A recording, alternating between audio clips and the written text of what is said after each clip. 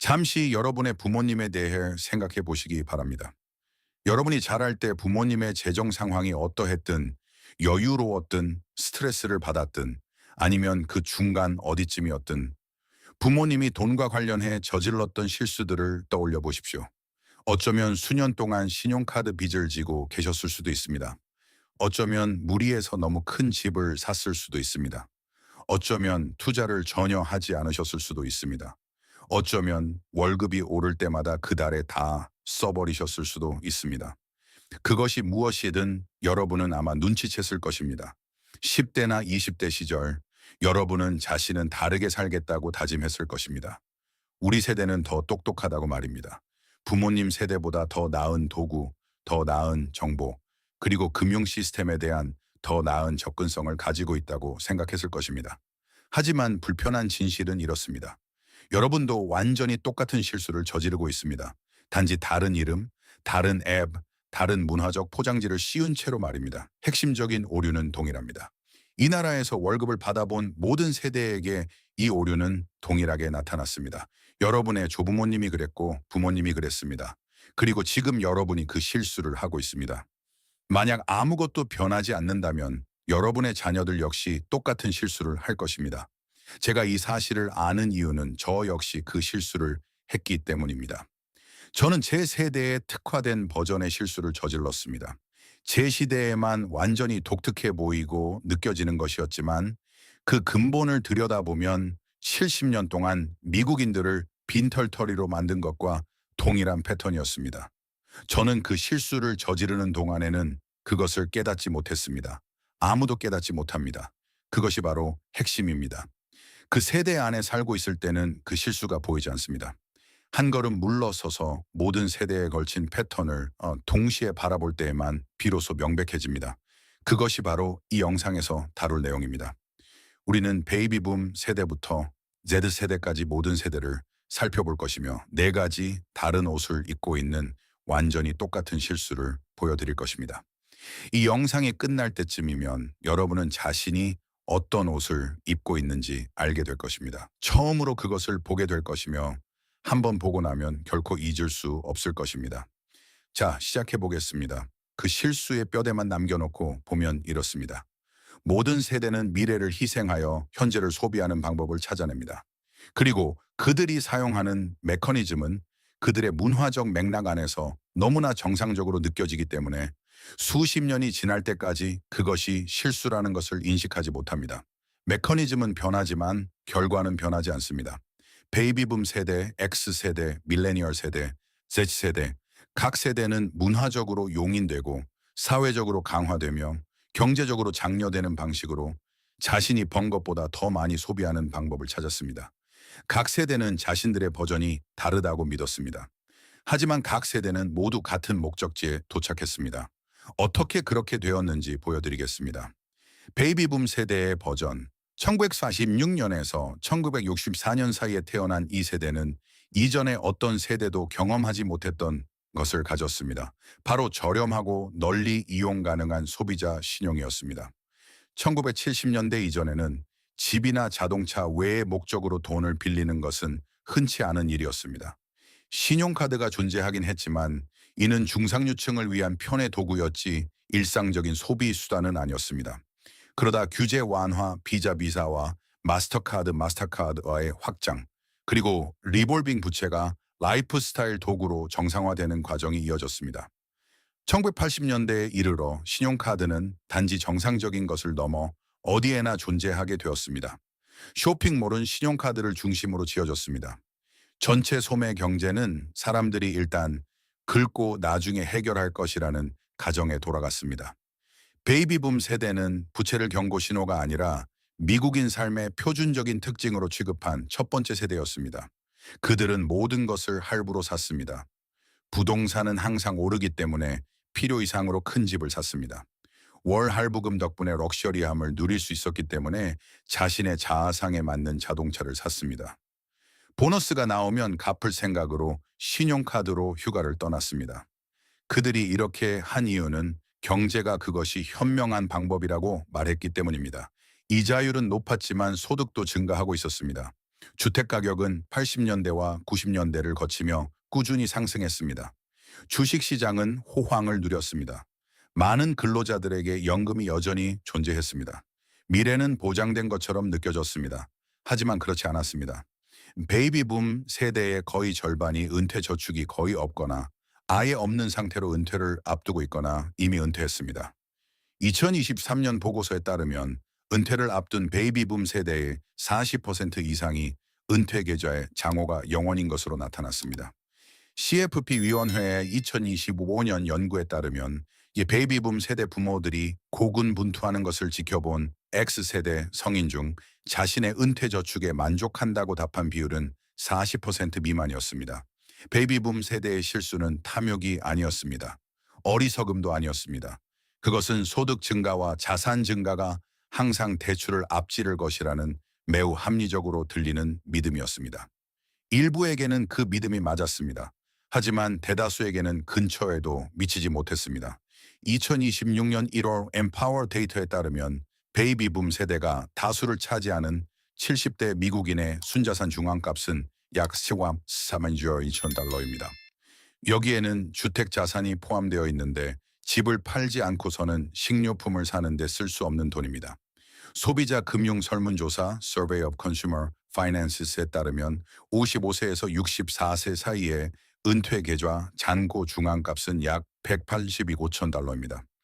2026년 클레버 리얼 에스테이트 설문조사에 따르면 현재 은퇴자의 29%는 은퇴를 위해 모아둔 돈이 전혀 없다고 답했습니다. 이들이 바로 베이비붐 세대입니다. 연금, 상승하는 주택가격, 30년간의 강세장, 그리고 그들 이후에 누구보다 저렴한 대학 등록금을 누렸던 세대입니다. 그럼에도 불구하고 수천만 명이 자신의 노후를 감당할 수 없는 상태로 끝난 세대입니다. 그 실수는 소비자 신용이라는 옷을 입고 있었습니다. 방 3개짜리로 충분했을 텐데 방 4개짜리 집에 모기지 대출로 나타났습니다.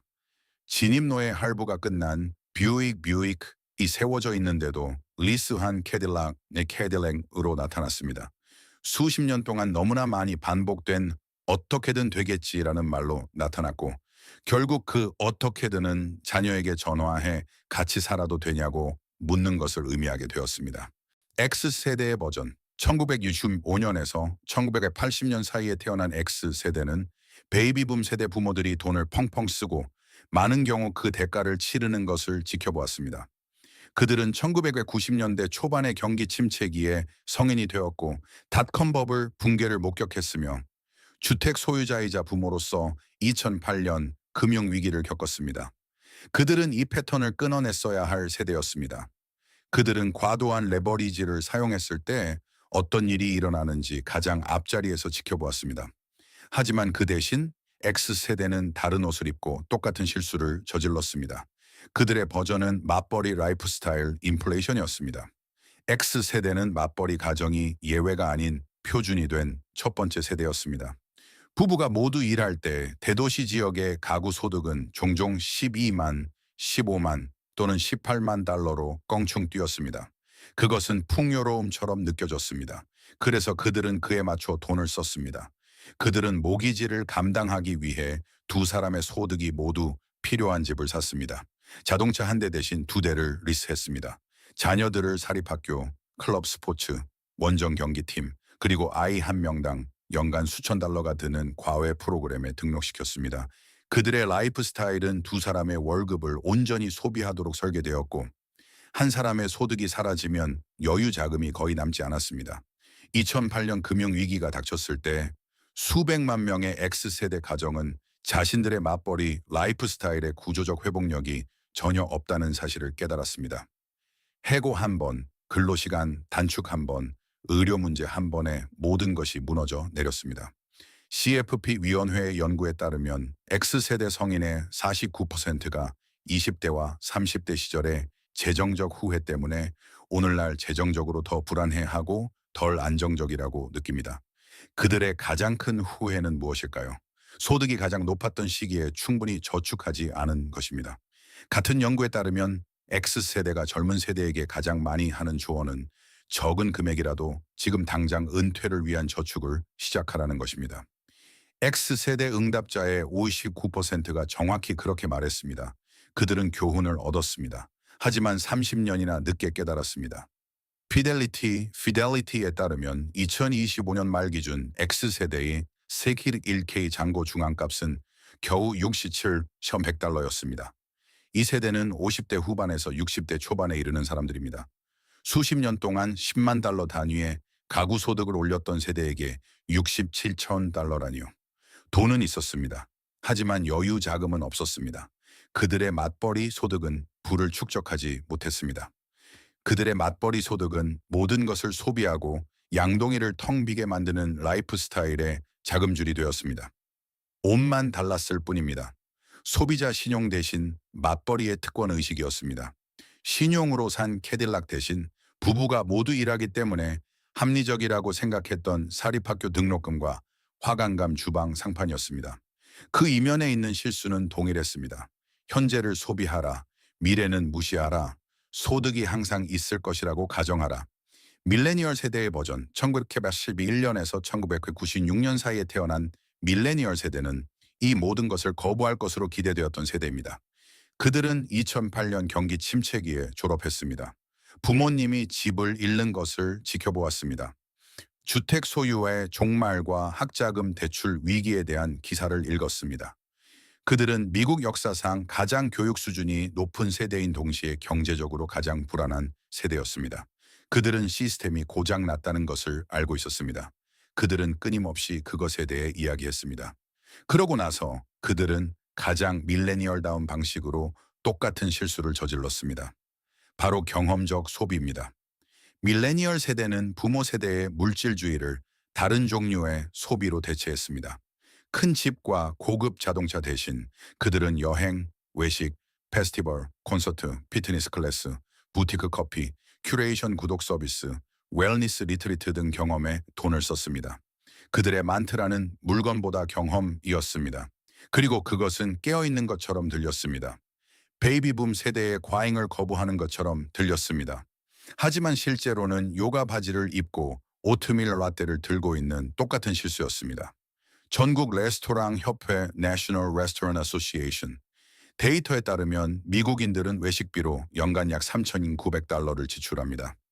밀레니얼 세대의 경우 이 수치가 훨씬 더 높게 나타나는데 그들에게 외식은 단지 밥을 먹는 것이 아니기 때문입니다. 그것은 사교 활동이자 정체성 표현이며 콘텐츠 제작입니다. 여러 산업 설문조사에 따르면 밀레니얼 세대는 같은 나이였을 때의 이전 어떤 세대보다 여행에 더 많은 돈을 씁니다. 그들은 구독 서비스에 더 많이 쓰고 자기 관리에 더 많이 쓰며 공개적으로는 인정하면서도 사적으로는 자금을 대고 있는 재정적 스트레스에 대한 대처 기제로 자신을 대접하는 데 더 많은 돈을 씁니다. 저를 진심으로 슬프게 만드는 데이터가 여기 있습니다. 밀레니얼 세대는 이제 20대 후반에서 40대 초반입니다. 많은 이들이 소득의 정점을 찍고 있습니다. 피델리티에 따르면 그들의 각 1K 잔고 중앙값은 약 2,000달러입니다. 2025년 뱅크 오브 아메리카 뱅크 오브 아메리카의 더 나은 돈 습관 연구 Better Money Habits Study에 따르면 밀레니얼 세대의 49%가 3개월치 생활비를 충당할 충분한 비상금을 가지고 있지 않습니다. 그들은 같은 나이의 베이비붐 세대보다 1인당 더 많은 신용카드 빚을 지고 있습니다. 2025년 말 전국 총 신용카드 부채는 1조 2,800억 달러에 달했습니다. 밀레니얼 세대는 이 수치에 크게 기여하고 있습니다. 경험은 진짜였습니다. 추억도 진짜입니다. 인스타그램 게시물도 진짜입니다. 하지만 돈은 사라졌습니다. 은퇴 계좌는 얄팍합니다. 비상금은 불충분합니다. 소득과 지출 사이의 여유 자금은 모두가 웃어넘긴 아보카도 토스트 농담에 소비되었고 아무도 일주일에 300달러씩 최고의 삶을 사는 것이 15년 동안 실제로 어떤 비용을 초래하는지 계산하지 않았습니다. 일주일에 300달러를 쓰는 대신 15년 동안 연 8% 수익률로 투자했다면 약 44,7원 달러가 됩니다. 그것이 은퇴의 기반입니다. 그것이 50대의 경제적 자유입니다. 하지만 그 대신 남은 것은 1,700번의 토요일, 브런치와 미래가 어떻게든 잘 풀릴 것이라는 막연한 느낌뿐입니다. 이것은 재정적 조언이 아니지만 여러분이 이 패턴을 보셨으면 합니다. 베이비붐 세대는 신용을 통해 미래를 소비했습니다. X세대는 맞벌이 라이프스타일 인플레이션을 통해 미래를 소비했습니다. 밀레니얼 세대는 자기 관리와 개인적 성장으로 재포장된 경험적 소비를 통해 미래를 소비했습니다. 옷은 바뀌었습니다. 하지만 결과는 같은 목적지를 향해 수렴하고 있습니다. 그리고 세디 세대가 있습니다. 1997년에서 2012년 사이에 태어난 GD 세대는 거의 모든 지표에서 미국 역사상 재정적 인식이 가장 높은 젊은 세대입니다.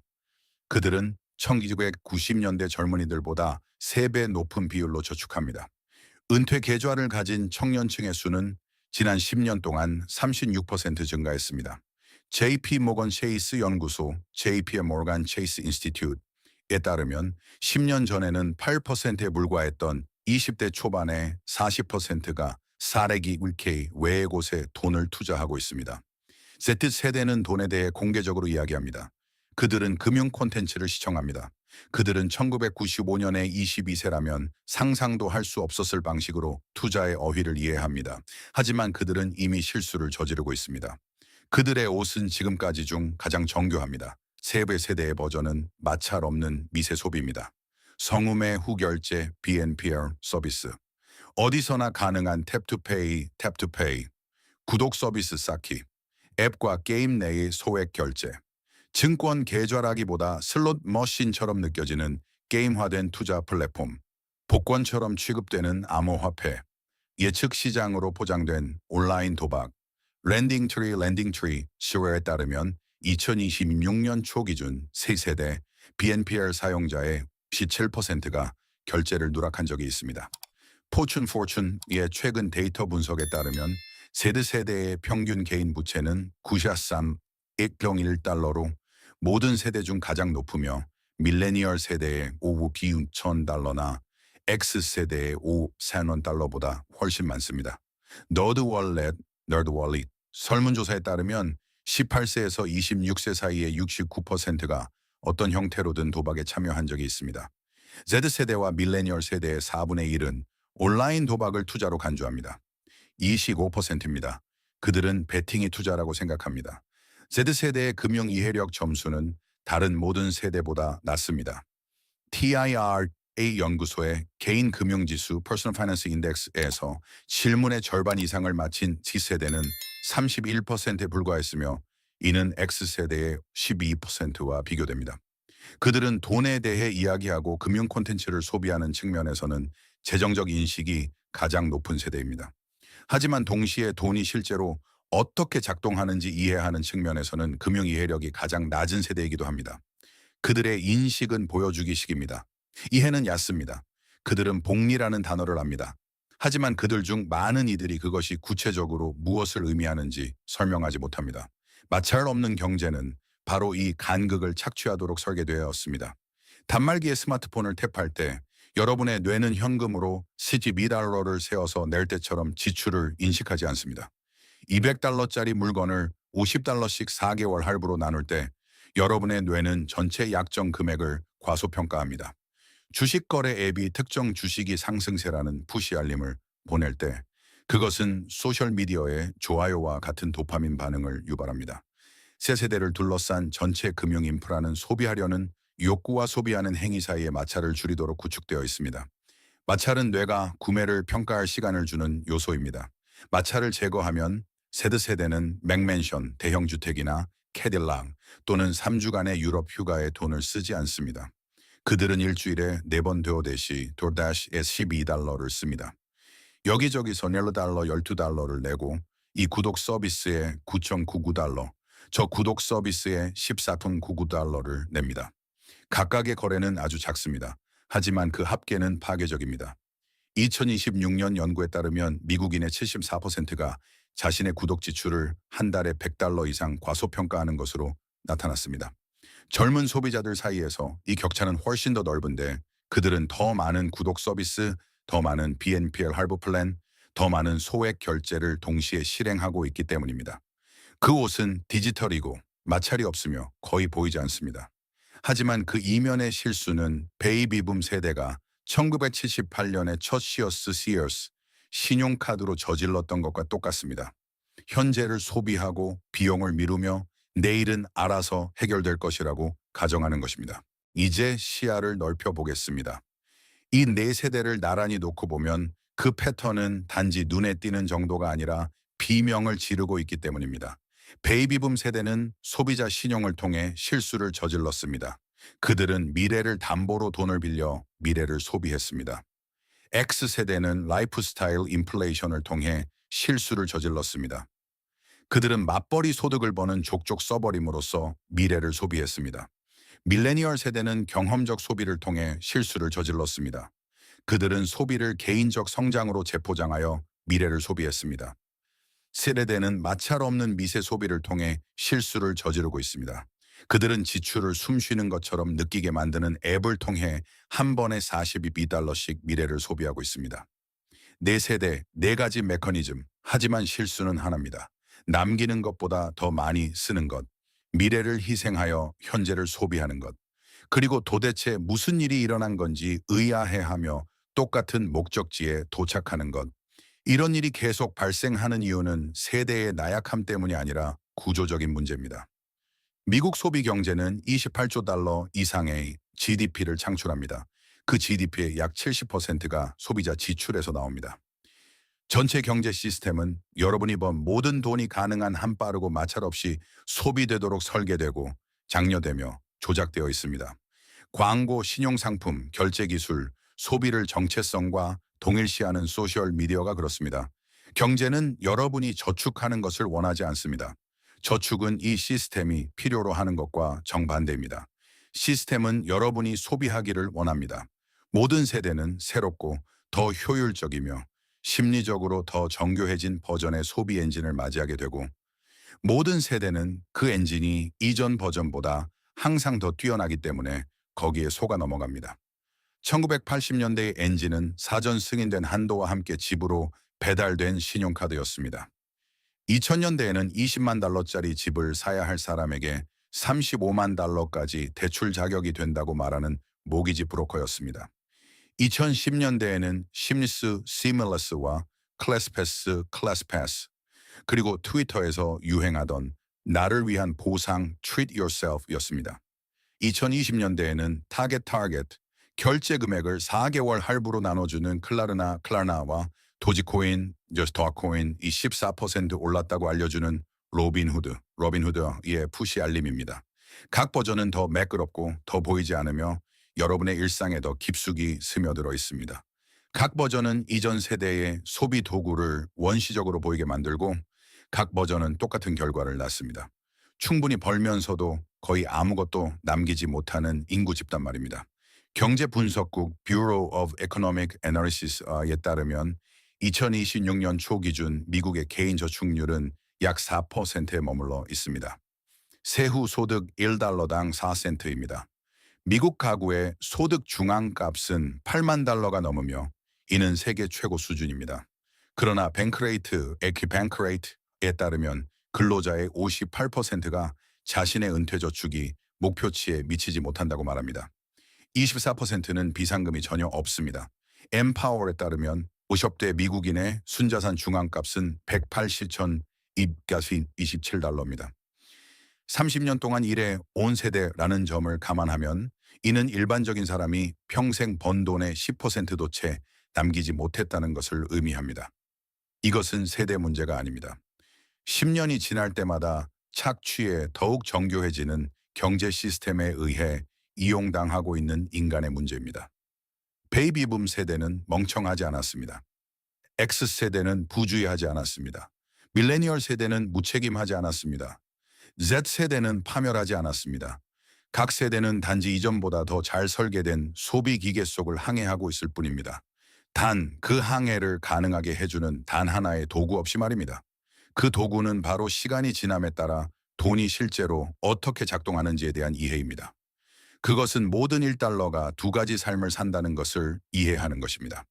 소비할 때 사는 삶은 즉시 끝나버리지만 투자할 때 사는 삶은 수십 년 동안 복리로 불어납니다. 그것은 30년 동안 연 8%로 매달 500달러를 투자하면 약 703억 5천 달러가 된다는 것을 이해하는 것입니다. 아무 생각 없이 주문한 42달러짜리 도어대시 음식이 20년 동안 복리 수익을 잃음으로써 실제로는 약 400달러의 비용을 치르게 했다는 것을 이해하는 것입니다. 같은 기간 동안 사내기를 이렇게 3%를 기여하는 것과 14%를 기여하는 것이 거의 100만 달러의 결과 차이를 만든다는 것을 이해하는 것입니다. 모든 세대는 대략 비슷한 비율로 이러한 이해가 부족합니다. 금융 이해력은 미국 학교에서 체계적으로 가르쳐진 적이 없습니다. 대부분의 주에서 졸업 필수 과목이 아닙니다. 대부분의 대학 교육 과정에도 포함되어 있지 않습니다. 직장 신입 교육에도 들어있지 않습니다. 성인의 삶을 헤쳐나가는 데 있어 한 사람이 가질 수 있는 가장 중요한 기술들, 복리, 연이율, APR, 세제 혜택 계좌, 부채의 실제 비용, 시간의 수학을 이해하는 것, 이 전적으로 운에 맡겨져 있습니다. 어떤 사람들은 그것을 아는 부모로부터 배웁니다. 하지만 대부분은 그렇지 못합니다. TIA 연구소의 데이터는 잔인합니다. Z세대의 31%만이 기본적인 금융 이해력 질문에 올바르게 답할 수 있습니다. X세대의 경우 52%로 모든 세대 중 가장 높지만 여전히 그들 중 거의 절반이 기본적인 금융 능력을 증명하지 못한다는 것을 의미합니다. 이것들은 파생 상품이나 세법에 관한 난해한 질문들이 아닙니다. 이자가 어떻게 작동하는지, 인플레이션이 어떻게 구매력을 떨어뜨리는지, 분산 투자가 무슨 의미인지에 대한 질문들, 즉 모두가 이미 플레이하고 있는 게임의 기본, 기초, 규칙에 대한 것들입니다. 규칙을 이해하지 못하면 실수를 볼 수 없습니다. 그것이 모든 세대가 실수를 저지르는 이유입니다. 베이비붐 세대는 18%의 연이율이 20년 동안 실제로 어떤 비용을 초래하는지 아무도 가르쳐주지 않았기 때문에 신용의 덫을 보지 못했습니다. X세대는 한 사람의 월급 대신 두 사람의 월급을 다 써버리고 투자를 전혀 하지 않을 때 어떤 일이 일어나는지 그 수학을 아무도 보여주지 않았기 때문에 라이프스타일 인플레이션의 덫을 보지 못했습니다. 밀레니얼 세대는 최고의 삶을 사는 것이 15년 동안 투자되지 않은 재량 지출의 기회비용으로 환산하면 얼마인지 아무도 알려주지 않았기 때문에 경험적 소비의 덫을 보지 못했습니다. 세대는 재정적 마찰의 부재가 기능이 아니라는 것을 아무도 설명해주지 않았기 때문에 마찰 없는 소비의 덫을 보지 못합니다. 그것은 그들의 미래를 직접 겨냥한 무기입니다. 하지만 저에게 희망을 주는 것은 바로 이것입니다. 각 세대는 이전 세대보다 이 악순환을 끊어낼 수 있는 약간 더 나은 위치에 있습니다. 시드바르 세대는 1990년대 젊은이들보다 3배 높은 비율로 저축하고 있습니다. 청년층의 40%가 은퇴 계좌 외의 곳에 투자하고 있습니다. 금융에 대한 대화는 금기에서 주류로 이동했습니다. 이제 사람들은 돈에 대해 이야기합니다. 그들은 자신의 빚, 청산 여정을 공개적으로 공유합니다. 순자산 목표 달성을 게시합니다. 수치심이 거치고 있습니다. 정보는 그 어느 때보다 접근하기 쉬워졌습니다. 여전히 부족한 것은 정보와 이해 사이의 다리입니다. 복리에 관한 틱톡은 영상을 보는 것은 복리를 이해하는 것과 다릅니다. 자신에게 먼저 지불하라. Pay yourself first는 말을 듣는 것은 월급날 다음 날 자동 IRA를 설정하는 것과 다릅니다. 로스 IRA, Roth IRA가 존재한다는 것을 아는 것은 계좌를 개설하고 자금을 넣고 인덱스 펀드를 선택하는 것과 다릅니다. 정보는 인식을 만듭니다. 이해는 행동을 만듭니다. 이 두 가지 사이의 간극에 바로 모든 세대 버전의 실수가 존재합니다. 저는 이 두 가지 측면을 완벽하게 보여주는 제 삶의 두 사람에 대해 이야기하고 싶습니다. 제 이모 로레인은 베이비붐 세대입니다. 그녀는 31년 동안 교육부에서 비서로 일했습니다. 그녀는 48,000달러 이상을 벌어본 적이 없습니다. 중고차를 몰았고 대부분의 식사를 집에서 요리했으며 26살 때부터 월급을 받을 때마다 403배 기여했습니다. 그녀는 주식시장을 쫓지 않았습니다. 재무상담사도 없었습니다. 그녀는 단지 오늘 저축한 돈이 내일 자신을 위해 일하는 돈이라는 것을 근본적인 수준에서 이해했을 뿐입니다. 그녀는 3년 전 은퇴 계좌에 688,000달러를 모으고 대출금을 다 갚은 집을 가진 채 은퇴했습니다. 그녀는 편안합니다. 밤에 8시간씩 잡니다. 그녀는 언젠가 저에게 그 비결이 아주 오랫동안 지루할 정도로 꾸준히 한 것이라고 말했습니다.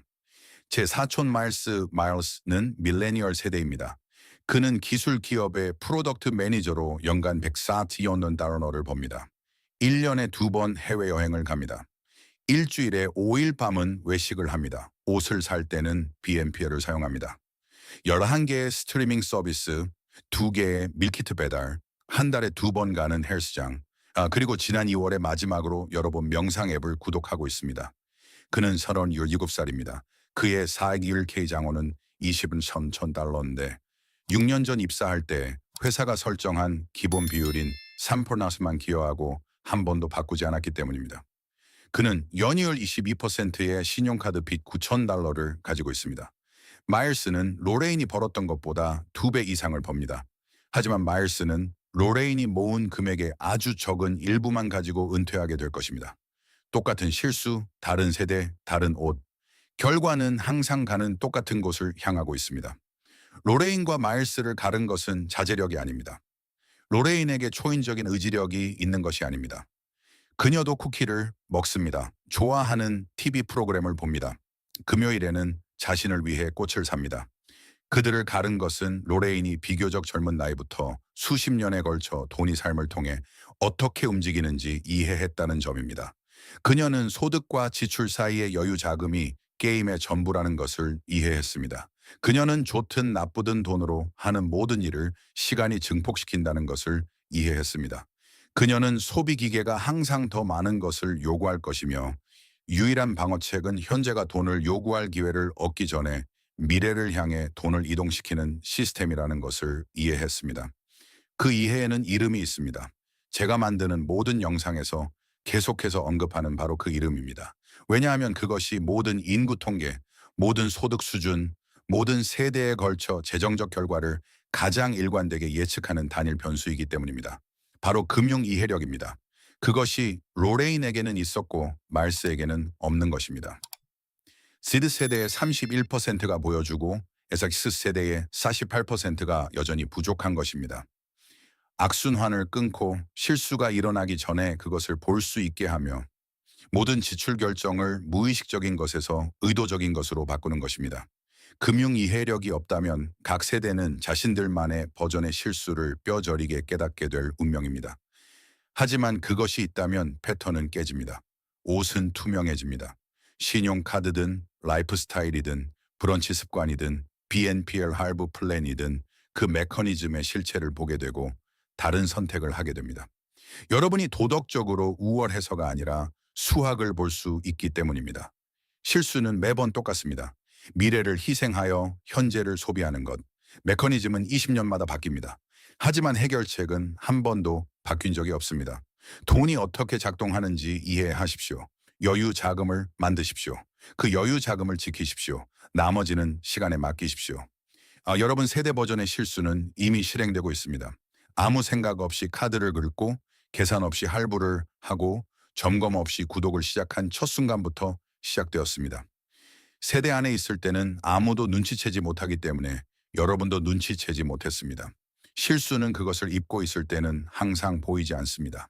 하지만 이제 여러분은 패턴을 보았습니다. 네 세대, 네 가지 옷, 하나의 실수.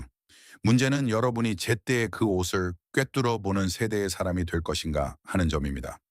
모든 연령대에는 여러분을 기다리고 있는 특정 버전의 덫이 있기 때문입니다. 여러분의 10년 주기, 소득 수준, 사회적 압력, 문화적 순간에 맞춰 조정된 특정 메커니즘 말입니다. 25세의 덫은 35세의 덫과 다르고 이는 45세 및 55세의 덫과도 다릅니다. 각각의 덫은 겪고 있는 동안에는 완전히 독특하게 느껴집니다. 하지만 다가오는 것을 보지 못한다면 각각은 똑같은 결과를 낳습니다. 부를 축적하는 사람들은 가장 많이 버는 사람들이 아닙니다. 그들은 덫이 닫히기 전에 특정 연령대의 덫을 인식하는 사람들입니다. 그들은 영토를 걸어가기 전에 지도를 연구했기 때문에 모퉁이를 돌면 무엇이 다가오는지 아는 사람들입니다. 여러분의 실수가 될 필요는 없지만 그것을 피해갈 수 있는 창문이 영원히 열려 있는 것은 아닙니다. 그 창문은 1년이 지날 때마다 여러분 대신 다른 사람을 위해 1달러가 복리로 불어날 때마다 곡선을 더 멀리 밀어내는 10년이 지날 때마다 좁아집니다. 패턴은 진짜입니다. 수학도 진짜입니다. 여러분의 이름이 적힌 다음 덫, 지금 여러분이 살고 있는 10년의 삶을 위해 특별히 만들어진 그 덫 역시 진짜입니다. 유일한 질문은 그 덫이 여러분을 보기 전에 여러분이 먼저 그것을 볼 것인가 하는 것입니다. 이 이야기가 여러분 자신의 삶에서 재정적 덫을 바라보는 방식을 바꾸었다면 채널을 구독하고 좋아요를 눌러주세요.